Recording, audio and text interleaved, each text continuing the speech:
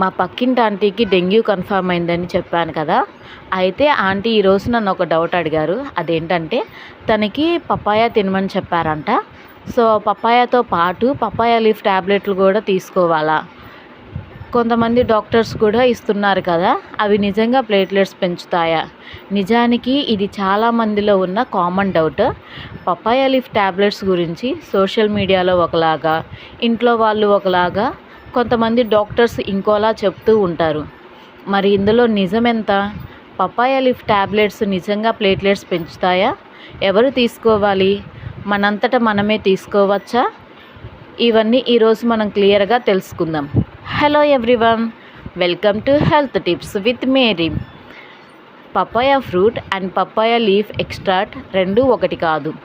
Papaya leaf ఎక్స్ట్రాక్ట్లో కొన్ని studies platelets counts పెరుగుదలను సూచించాయి. ఉదాహరణకు ర్యాండమైజ్డ్ స్టడీస్లో కొన్ని గ్రూప్స్లో ప్లేట్లెట్స్ రికవరీ వేగంగా కనిపించింది. అంటే పపాయ లీఫ్ ట్యాబ్లెట్లు వేసుకుంటే ప్లేట్లెట్స్ తప్పకుండా పెరుగుతాయని కాదు. ఇది డెంగ్యూ వైరస్ను చంపే మెడిసిన్ కాదు. డాక్టర్ ప్రిస్క్రైబ్ చేస్తే సపోర్టివ్ ట్రీట్మెంట్లో భాగంగా ఉండొచ్చు. WHO యొక్క కరెంట్ డెంగ్యూ మెటీరియల్స్ కూడా డెంగ్యూకి స్పెసిఫిక్ ట్రీట్మెంట్ లేకపోవడంతో supportive care, fluids management, monitoring, early recognition of several diseases మీదే ప్రధానంగా దృష్టి పెడుతున్నాయి.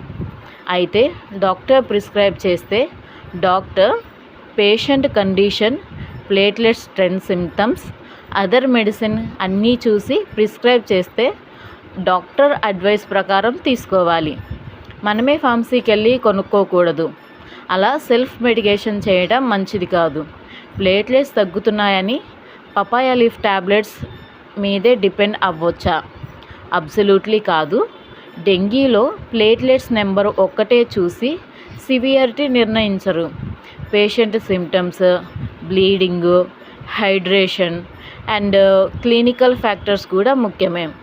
అయితే డెంగ్యూలో ప్లేట్లెట్స్ తగ్గితే ఎప్పుడు నిజంగా ప్రమాదం భావించాలి?